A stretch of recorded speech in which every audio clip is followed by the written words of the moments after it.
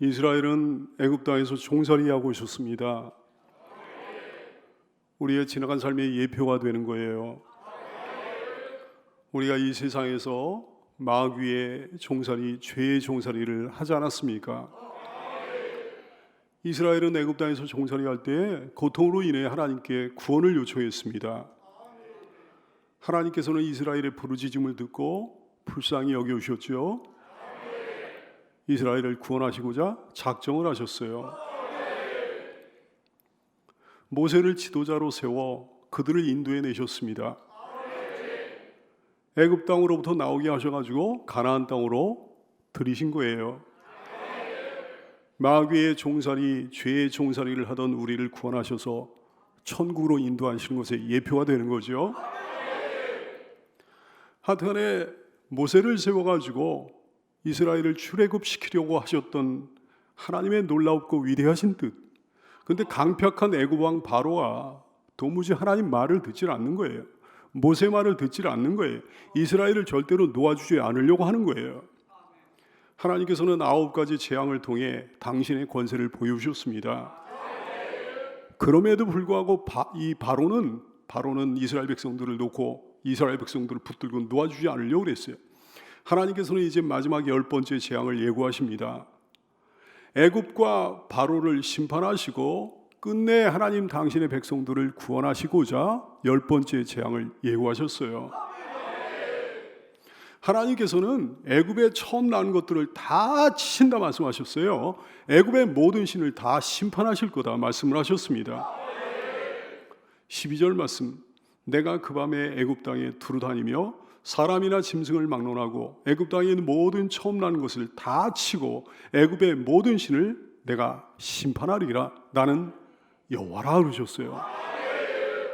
무슨 말씀입니까? 사람들의 장자, 짐승들의 첫 번째 새끼를 다 심판하신다 말씀이죠. 신격화된 바로의 왕자, 바로의 장남도 심판할 거란 말씀이에요. 각종 짐승의 모양으로 형상화된 온갖 애굽의 우상들이 아무것도 아님을 보여주리라. 그 우상들이 애굽을 지켜줄 수 없다는 사실을 보여주리라. 그런 말씀이지요. 당시 애굽 사람들은 무슨 암소나 고양이나 무슨 염소 이런 따위의 형상을 만들어 가지고 그런 것들까지 우상으로 섬겼습니다. 근데 그 어떤 짐승도 첫 번째 새끼들은 죽음을 면치 못하게 되는 거예요. 하나님께서 다 심판하신다고 그러신 거죠. 하나님께서 다 멸하신다고 그러신 거죠. 다 벌하신다고 말씀하신 거죠. 하나님께서는 이런 심판을 통해 하나님 당신의 권세를 보여주시려고 하는 겁니다. 애굽을 도와줄 존재가 전혀 없다는 사실을 알려주시려는 거죠. 이 위대한 일을 행하시면서, 이 큰 일을 행하시면서 하나님은 이런 선언으로 결론을 내리셨어요. 나는 여호와라 그러셨어요. 12절 말씀에 나는 여호와라 그러셨죠. 위대한 선언입니다. 통쾌한 선언입니다. 나만이 하나님이라는 선언이죠. 나만이 주권자라는 선언이죠. 나만이 창조주요, 나만이 심판주라는 선언이죠. 내 앞에 까불 자가, 내 앞에 깐죽거릴 자가 아무도 없다는 선언이죠. 내 앞에서 감히 그 이름을 들먹거릴 자가 없다는 선언이죠. 그렇습니다. 그분은 여호와십니다. 그분은 유일한 신이십니다. 나는 여호와라 선언하신 그분이 여러분의 왕이요 여러분의 아버지라는 사실 다시 한번 깨닫는 이 자리가 되기를 축원합니다. 어린 양의 피가 너희를 위해 표적이 될 거다 말씀을 하셨습니다. 13절 말씀, 내가 애굽 땅을 칠 때에 그 피가 너희가 사는 집에 있어서 너희를 위하여 표적이 될지라. 내가 피를 볼 때에 너희를 넘어가리니 재앙이 너희에게 내려 멸하지 아니하리라 하셨어요. 피가 표적이 될 거라고 하셨습니다. 무슨 표적입니까? 생명의 표적이죠. 하나님의 백성이라는 표적이죠. 하나님이 인치셨다는 표적이죠. 그러므로 어린 양의 피를 바른 집은 재앙이, 심판이 그대로 지나가는 거예요. 그대로 넘어가는 거예요. 여러분에게 혹시 표적이 있습니까? 표적이 있어야 재앙이 넘어가는데, 표적이 있어야 심판이 지나가는데, 어린 양 예수님의 피를 문설주에 발랐습니까? 어린 양 예수님의 피가 그 마음에 흐릅니까? 어린 양 예수님의 피가 그 심령에 흐릅니까? 그렇다면 심판과 재앙이 그대로 지나가게 될 줄로 믿으시기를 축복합니다. 구원받은 줄로 믿기를 축복합니다. 그 피를 기억하는 성도들 되시기를 축복해요. 피 흘림은 죽음을 의미하거든요. 근데 한 번 죽은 사람은 다시는 죽지 않습니다. 그러기에 피 흘림이 있는 집은 죽음을 면하게 되는 거예요. 히브리서 9장 22절 말씀, 율법을 따라 거의 모든 물건이 피로써 정결하게 되나니 피 흘림이 없는즉 사함이 없느니라 하셨어요.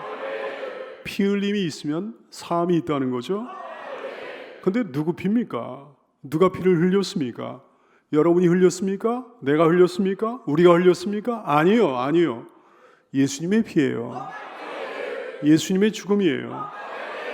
그의 죽음만이 여러분을 대속하는 거죠. 그러므로 그 피를 기억하는 여러분 되시기를 축복합니다. 예수님을 믿는 사람은 그분의 십자가 죽음과 함께 이미 한 번 죽은 거예요. 그러므로 예수님을 믿는 사람은 다시 죽지 아니합니다. 부활과 영생을 누리게 되는 거예요. 로마서 6장 4절 말씀, 그러므로 우리가 그의 죽으심과 합하여 세례를 받음으로 그와 함께 장사되었다 이렇게 말씀하시잖아요. 그의 죽으심과 합하여 세례를 받음으로 그와 함께 장사된 거예요. 그와 함께 죽은 거예요. 예수님을 믿는 사람은 그분이 우리 죄를 짊어지고 십자가에서 대신 심판을 당하실 때, 우리 대신 심판을 당하실 때 이미 그 안에서 심판을 함께 당한 겁니다. 그러므로 다시는 심판을 받지 아니합니다. 요한복음 3장 14절 이하의 말씀, 모세가 광야에서 뱀을 든 것 같이 인자도 그렇게 십자가에서 들려야 하리니 이는 그를 믿는 자마다 영생을 얻게 하려 하심이니라. 하나님이 세상을 이처럼 사랑하사 독생자를 주셨으니 이는 그를 믿는 자마다 멸망하지 않고 영생을 얻게 하려 하심이라. 하나님이 그 아들을 세상에 보내신 것은 세상을 심판하려 하심이 아니요 그로 말미암아 세상이 구원을 받게 하려 하심이라. 그를 믿는 자는 심판을 받지 아니하는 것이요 믿지 아니하는 자는 하나님의 독생자 이름을 믿지 아니하므로 벌써 심판을 받은 것이니라 말씀하셨어요. 그를 믿는 자는 심판을 받지 아니한다 말씀하셨죠? 사랑하는 여러분, 그 피를 기억하십시오. 그러므로 이제 나의 삶은 더 이상 나 자신의 삶이 아니라는 사실을 우리가 알게 됐잖아요. 꼭 기억하기 바랍니다. 다시 한번 상기하기 바랍니다. 갈라디아 2장 20절, 내가 그리스도와 함께 십자가에 못 박혔나니 그런즉 이제는 내가 사는 것이 아니요 오직 내 안에 그리스도께서 사시는 것이라. 이제 내가 육체 가운데 사는 것은 나를 사랑하사 나를 위하여 자기 자신을 버리신 하나님의 아들을 믿는 믿음 안에서 사는 것이라. 나는 이미 죽었습니다. 그리스도와 함께 십자가에 못 박혀 죽었습니다. 지금은 내 안에 오직 그리스도께서 살아계실 뿐입니다. 그러므로 나의 모습은 더 이상 나 자신의 모습이 아니어야 되는 거죠. 여러분의 생각, 여러분의 말, 여러분의 행동, 여러분의 계획, 여러분의 가치관, 여러분의 정신 누구 겁니까? 여러분 자신의 거예요? 그럼 아직도 죽지 않은 사람이잖아요. 죽지 않은 사람에게 심판이 남아있다 얘기죠. 그 모든 것이 예수님의 것이라고 고백하는 사람은 온전히 죽은 사람이에요. 완전히 죽은 사람이에요. 그에게는 더 이상 심판이 없는 거죠. 자신은 죽고 그리스도만 살아계시는 성도가 되시기를 축복합니다. 주님은 엄히 명령하셨어요. 14절 말씀, 너희는 이날을 기념하여 여호와의 절기를 삼아 영원한 규례로 대대로 지킬지니라 그러셨어요. 유월절을 영원한 규례로 삼아 대대로 지키라 하셨습니다. 대대로 지키라 하셨어요. 영원한 규례로 삼으라 하셨어요. 두 가지 이유 때문에 그렇습니다. 첫째, 유월절을 지키는 사람들만이 하나님의 백성들이기 때문입니다. 유월절을 지키지 않은 사람은 하나님의 백성이 아니라 얘기죠. 둘째로, 이스라엘의 출애굽과 구원이 오직 하나님의 은혜였다는 사실을 대대로 상기시키고 대대로 감사하게 하기 위함이었습니다. 그래서 대대로 지키라고 하신 거예요. 유월절을 자손 대대로 지키라고 말씀하신 거예요. 오늘날에는 유월절 자체를 옛날처럼 절기적으로 지키지는 않습니다. 오늘날의 유월절은 부활절에 가깝습니다. 하지만 영적으로는 여전히 지켜지고 있는 거죠. 유월절은 예수님의 재림 때까지 각 개인의 삶 속에서 지켜지게 될 거예요. 그리고 교회 속에서 계속해서 지켜지게 될 거예요. 우리네 인생에서 유월절을 지킨다는 건 뭘 의미합니까? 어떤 걸 의미합니까? 첫째로 주의를 거룩히 지키고 영과 진리로 예배하면서 구원의 은혜를 감사하는 거예요. 그게 우리 인생에서 유월절을 지키는 거죠. 둘째로 어린 양 예수 그리스도의 십자가 희생을 기념하는 성찬 예식을 통해 내가 주님의 사람임을 확인하고 감사하는 것, 그것이 유월절을 지키는 거예요. 셋째, 앉든지 눕든지 서든지 걷든지 언제 어디서 무엇을 할 때나 그리스도의 십자가 은혜를 기억하고 감사하는 삶을 사는 거예요. 그것이 유월절을 지키는 거예요. 유월절을 지키고 기념하는 여러분 되시기를 바랍니다. 유월절을 영원한 규례로 삼아 지키는 여러분 되시기를 바랍니다. 그 피를 기억하라. 히브리 사람들의 날짜 계산법은 독특합니다. 하루 해질 때부터 시작해가지고 다음날 해질 때까지를 하루로 간주하는 거예요. 그러므로 무교병을 먹어야 되는 일주일이라는 기간은 아비벌 14일 저녁부터 시작해가지고 21일 저녁까지 기간을 의미합니다. 18절 말씀, 첫째 날 그달 열 나흘 날 저녁부터 21일 저녁까지 너희는 무교병을 먹을 것이요, 이렇게 말씀하셨어요. 만약에 그 기간 동안에 무교병을 먹어야 되는 그 기간 동안에 유교병을 먹는 사람은 이스라엘에서 끊어질 거다 말씀하셨어요. 15절 말씀, 너희는 이래 동안 무교병을 먹을지니 그 첫날에 누룩을 너희 집에서 제하람. 무릇 첫날부터 일곱째 날까지 유교병을 먹는 자는 이스라엘에서 끊어지리라 하셨어요. 무서운 경고의 말씀입니다. 이스라엘에서 제거된다는 거예요. 이스라엘에서 추방된다는 거예요. 하나님의 백성으로서의 자격을 상실한다는 거예요. 구원을 잃어버린다는 거죠. 유교병을 먹으면 큰일 납니다. 오직 무교병만을 섭취해야 되는 겁니다. 무교병이란 뭘 얘기하는 겁니까? 무교병은 누룩이 없는 순수한 빵을 무교병이라고 부릅니다. 죄와 옛 생활로부터 깨끗해진 새 생명을 의미하는 거예요. 고린도전서 5장 6절 이하의 말씀, 너희가 잘하는 것이 옳지 아니하도다. 적은 누룩이 온 덩어리에 퍼지는 것을 알지 못하느냐? 너희는 누룩 없는 자인데 새 덩어리가 되기 위하여 묵은 누룩을 내버리라. 우리의 유월절 양 곧 그리스도께서 희생되셨느니라. 이러므로 우리가 명절을 지키되 묵은 누룩으로도 말고 악하고 악에 찬 누룩으로도 말고 누룩이 없이 오직 순전함과 진실함의 떡으로 하자 그러셨어요. 누룩이 없이 오직 순전하고 진실함의 무교병 같은 인생을 살라는 말씀이죠. 왜 무교절 기간 동안에 유교병을 먹는 사람은 이스라엘에서 끊어지는 겁니까? 하나님께서 이스라엘에게 허락하신 새 생명을 거부하는 사람들이기 때문에 그런 거죠. 아무 거리낌 없이 죄를 즐기는 사람들이기 때문에 그런 거죠. 존귀한 성도들이여, 예수 그리스도의 무교병 여러분이여, 누룩 없는 성도 여러분이여, 여러분 안에 묵은 누룩을 다 제거하게 되기를 바랍니다. 악에 찬 모든 누룩을 제거하게 되기 바랍니다. 무교병 같은 삶으로 예수 그리스도의 재림을 기다리는 순결한 신부가 다 될 수 있기를 예수님의 이름으로 축원합니다. 첫째 날과 일주일째 되는 날에는 아무 일도 하지 말라 말씀하셨어요. 16절 말씀, 너희에게 첫날에도 성회요 일곱째 날에도 성회가 되리니 너희는 이 두 날에는 아무 일도 하지 말고 각자의 먹을 것만 갖출 것이라 그러셨어요. 이 두 날에는 아무 일도 하지 말라 말씀하셨습니다. 다른 말로는 안식을 취하라 말씀이죠. 그냥 먹고 마시면서 지내라 그런 말씀이 아니에요. 직업상의 어떤 일이나 경제적인 활동을 쉬면서 함께 모여서 여호와께 경배와 감사와 예배를 드리라는 말씀이에요. 그래서 성회라고 하셨습니다. 여러분, 이것이 참된 안식입니다. 성회로 모이는 것이 참된 안식이에요. 참된 안식이란 주님을 섬기고 주님을 예배하는 거예요. 참된 안식이란 경제적인 활동을 쉬면서 성회로 모이는 거예요. 우리는 예배를 통해, 거룩한 모임을 통해, 주일 성수를 통해 안식을 드립니다. 지금 우리는 참된 안식을 빼앗기고 말았습니다.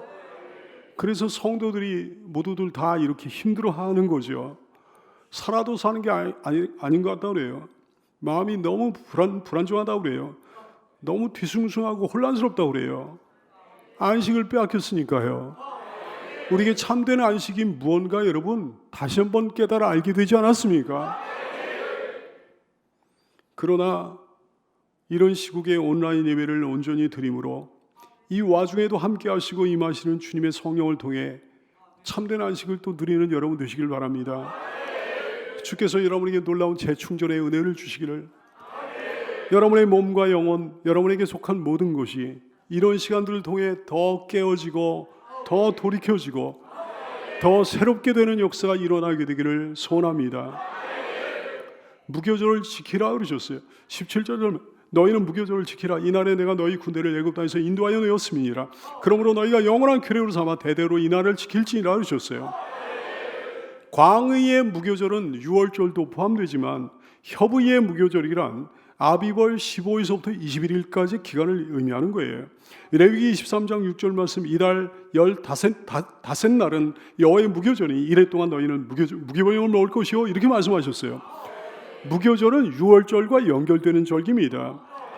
6월절이 하나님 구원의 은총을 기념하는 절기라고 한다면, 상기하면서 기념하는 절기라고 한다면, 무교절은 출애굽한 사실 자체를 기념하는 절기가 되겠습니다. 그러니까 이제는 더 이상 애굽 땅에 속하지 않았음을 상기하는 거예요. 새 인생, 새 마음, 새 사람으로 살라는 의미가 담겨 있는 절기죠. 죄를 끊고 세상의 죄를 끊고 이제는 가나안 땅에 속한 새 사람답게 온전하게 살라는 의미가 담겨 있는 절기란 말씀이에요. 그러므로 6월절이 구원의 의미를 담고 있다면 무교절은 성화의 의미를 담고 있습니다. 6월절이 주님의 은혜에 감사하는 절기라고 한다면 무교절은 그 은혜에 보답하며 살겠노라는 절기예요. 사랑하는 성도들이여, 예수 그리스도를 믿음으로 구원받았습니까? 심판을, 재앙을 면제받았습니까? 형벌을 면제받았나요? 천국을 유업으로 상속받았습니까? 그러면 성화되기 바랍니다. 사랑하는 여러분, 구원하신 주님께 감사하나요? 십자가와 보혈의 은혜에 감사하나요?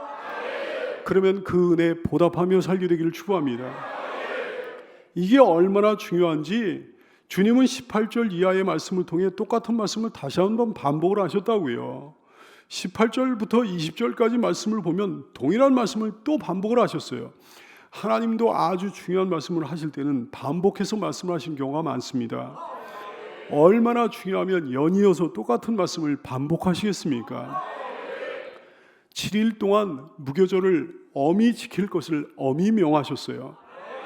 7일 동안이요. 성경에서 7이라고 하는 숫자는 열이라고 하는 숫자와 10이라고 하는 숫자와 동일합니다. 완전수를 의미해요. 하나님의 수를 상징하는 거예요. 완전수, 하나님의 수, 7일 동안. 따라서 7일 동안의 무교병 규례는 뭘 의미하는가? 죄악으로부터의 완전한 분리를 의미한다 얘기죠. 절대적인 성교를 강조하는 규례의 말씀이라 얘기죠. 사랑하는 귀한 성도 여러분, 얼마나 중요하면 이렇게 자꾸 반복하면서 말씀하시겠습니까? 새로운 피조물이 됐으므로 새로운 피조물에 합당한 성도가 되기를 축원합니다. 내면 구석구석에 요리조리 숨어있는 모든 죄악의 흔적을 말끔히 씻어내고 주님 기쁘시게 드리는 참된 성도가 될 수 있기를 축원합니다. 우슬초로 피를 적셔서 문 임방과 좌우 설주에 뿌리라 말씀하셨어요. 22절 말씀, 우슬초 묶음을 가져다가 그릇에 담은 피에 적셔서 그 피를 문 임방과 좌우 설주에 뿌리고 아침까지 한 사람도 자기 집 문 밖에 나가지 말라고 하셨어요.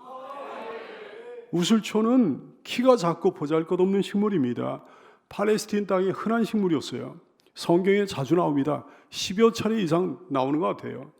줄기에는 힘이 있어가지고 그 작은 막대기, 짧은 막대기처럼 사용하기도 했고요. 무엇보다 잎사귀가 매끄럽지 않습니다. 여기저기 잔털이 많아가지고 액체를 적시기에 유리한 그런 특성을 가지고 있는 거예요. 이 특성 때문에 오늘 하나님께서는 피를 적셔 뿌리는데 우슬초를 사용하라 말씀하신 거죠.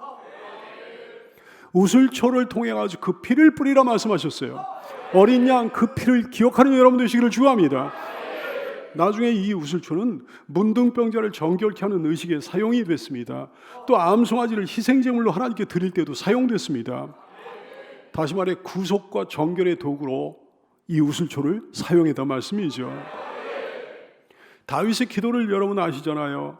시편 51편 7절 말씀, 우슬초로 나를 정결하게 하소서. 내가 정하리이다. 나의 죄를 씻어주소서. 내가 눈보다 희게 될 겁니다. 우리 모두 우슬초로 정결한 사람이 되기를 소원합니다. 우슬초 묶음에 어린 양 예수님의 피를 적셔 심령 깊은 곳까지 뿌리는 은혜를 누리게 되기를 축복합니다. 그 피를 기억하라. 주님은 엄히 명하셨어요. 아침까지 한 사람도 자기 집 문 밖에 나가지 말라고 그러셨어요. 그 말씀을 어기고 문 밖에 나가면 어떻게 되는 겁니까? 죽는 거죠. 죽음을 면치 못하는 거죠. 애굽 사람들과 똑같이 취급당하는 거죠. 아무리 이스라엘 백성이라도 소용이 없는 거죠. 죽는 거예요. 주님의 구속의 은혜는 선물로 주어지는 것이지만 그렇다고 그 은혜를 싸구려 취급하면 되겠습니까? 종종 값없이 주시는 하나님의 은혜를 업신여기는 사람들이 많아서 큰일이에요.